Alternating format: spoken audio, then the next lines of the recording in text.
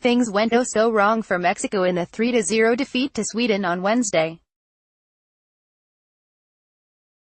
1 point would have put El Tri atop Group F and into St. Petersburg to face Switzerland in the last 16. But when Korea scored twice to send Germany packing, Mexico ended up where everyone sort of expected they would be when the tournament started, in Samara, needing to beat the Brazilians to get to the quarterfinals on foreign soil for the first time in history. Before heading off to the home of Stalin's bunker, Goal looks back at 5 storylines that emerged from Mexico's lopsided defeat to the Swedes. Osorio's Beauty v. Efficiency dilemma. Juan Carlos Osorio is obsessed with soccer. He studies the game as his job and watches the game as a hobby. He idolizes great managers like Marcelo Bielsa and takes cues from the modern game's greatest minds like Pep Guardiola. So when faced with a team like Sweden, one that plays in one way, looking to use its size and physical attributes to beat the opponent, Osorio is puzzled. Mexico knows how to beat teams who come out and play soccer. It's why El Tri can top Germany 1-0 in the World Cup and can hang with Belgium in a top friendly but loses to Honduras and plays out a scoreless draw with Wales. Even the March friendly against Iceland, which Mexico eventually won 3-0, presented issues. After the match, Osorio was asked if he'd rather play pretty and lose or play ugly and win. He pondered the question for a few moments. "Let me think," he said. "Today and after qualifying, I would rather lose the way we lost. If we wouldn't have qualified, then I would probably accept that for my part. I think it was too much, and it's always the case. Today, my sin was to be a purist, thinking that with the idea of playing football, we can compete and beat a team that plays the same type of football every week. It showed me and it taught me a lot of lessons. Hopefully, one day I will get it right, that we play good football and we can beat teams that play that way." You could see on the field even when Mexico was 2-0 down that technically they were the better team. El Tri moved the ball well, though it struggled to break through and get into the box. One-on-one its players were able to find success. Even defenders were using skill moves to scoot past the Sweden players marking them. But what good is it to play the prettiest soccer in all of Russia if you end up losing 3-0? Believe me, I deeply respect that way of playing. I don't agree with it because they never play from the back. Everything is from the goalkeepers to the attackers, but that's the way you feel football should be played. That's very respectable, Osorio said. If you continue doing so, I think you have a very good chance to get good results. It's amazing to realize you can play in the same manner every time and compete and beat teams that play in a different way like we did. While Switzerland undoubtedly would be an easier opponent to get past than Brazil, Mexico at least can take some comfort in the fact that Brazil will come out and play as well. It will be romantic v. romantic, a search for beauty v. beauty. Osorio's dilemma solves itself for the next game. Edson Alvarez needs a lift after a match in which he had committed a defensive mistake and put a goal past his own goalkeeper. 20-year-old Edson Alvarez left the field distraught. He was choking back tears as players like Guillermo Ochoa and Hugo Ayala ran over to comfort the young player. The reality is nothing he did changed Mexico's fate. He was hardly the sole reason El Tri suffered against Sweden, and his work against Germany and Korea helped them pass through to the next stage anyway. We've talked with him. We're talking to him in the locker room. They're things that happen in soccer. They're things that happen, center back Carlos Salcedo said.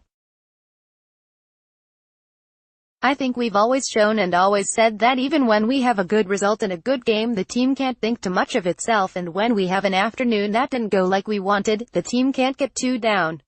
It looks like the messages are getting through to the young America defender. Experience is the name we give to our mistakes, he tweeted. I'm not giving up. This continues. Experiencia es el nombre que damos en nuestras equivocaciones, biceps medium light skin tone. The veteran players are doing what they can to make sure Alvarez is back with a smile on his face in training and with a healthy desire to get back on the field and redeem himself with his play rather than shrink back after a bad day. Missing Moreno. El Tri players downplayed losing Hector Moreno for the match against Brazil, but it has to have alarm bells ringing internally. Moreno was booked after being called for a penalty when he took on Marcus Berg just after the hour mark. It was his second yellow of the group stage, meaning he'll miss out Monday. The center-back is the only left-footed defender on Mexico's roster, and, while Salcedo may have surpassed him as the best defender on the roster, he's still a crucial player to the squad. As we've discussed before, not only does Moreno defend well, a few gaffes against Sweden notwithstanding, he also starts many of Mexico's attacks with his passes through the lines for the forward or over the top to players on the right wing. Having a player like Moreno who can send an accurate ball to Miguel Layún or Carlos Vela on the right and allow that player to make things happen is a big advantage, one El Tri will be missing against the South Americans. Hector is a very important player, but at the same time we have 23 players who are here with a big dream and we'll try to do things as well as possible, Miguel Layún said. The manager is in charge of that. The mister will make the choice about who will replace him. If we make changes, if we play the same way, we don't know. Right now, we're waiting to see who we'll play, and once we know that, the manager will do the analysis and look for the way to win. Layún could be an option to come back into the defense, playing at right back with Edson Alvarez moving into the middle and Salcedo coming over to left center back. Salcedo definitely seems to be the most likely player to fill the role after Osorio tried him there for a half in friendly matches against Wales and Scotland. The Frankfurt defender should be fine at the position, but the question is about the right side of the defense without his skill and maturity. Ayala may come back into the starting 11 at right center back. The Tigres defender held his own against a strong Germany team and may once again be called upon against some of the world's most talented players. Getting the mentality right. It's tricky to strike the right tone, to find the balance between the confidence needed to go head-to-head against Brazil in the round of 16 and the disappointment that has to come after losing a game 3-0. We had a touch of luck, Marco Fabian said after the match. You're in the World Cup. The mood is still high. The dream is still there. We're not eliminated, we did advance, so you have to be happy about that, Ochoa said. Of course, you have to be clear, we're not happy with today's result, nobody is, but we are also happy because we are in the next round, and like I said, nobody gave us anything in the first two games. We beat Germany by playing good soccer, and we put the first strike against Germany. It turned out to be one of the toughest groups where anybody could beat anyone else. We're still here, those players, in Fabian's case speaking to the TV cameras as he came off the field, and in Ochoa speaking in the mixed zone after the match, were able to find the tone. On the other hand, Rafa Marquez, the team's spiritual leader, didn't nail it after having time to think and reflect. The mediocre people who never have achieved anything in life will say we passed because of a miracle. Those who have gotten something important in life, we say, first goal completed and now it's time to work and continue getting better to reach our next goal and objective, he wrote on Instagram. That's not the right attitude, or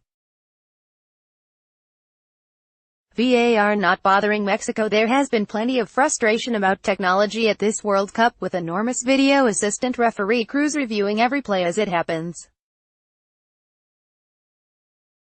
At times they have been involved in controversial decisions. Mexico saw a few VAR moments go in its favor Wednesday, with the referee in its game declining to award Sweden a first-half penalty after Chicharito's arm made contact with the ball in the box as he was trying to attack the other way. Korea's goal standing against Germany was another boost for El Tri.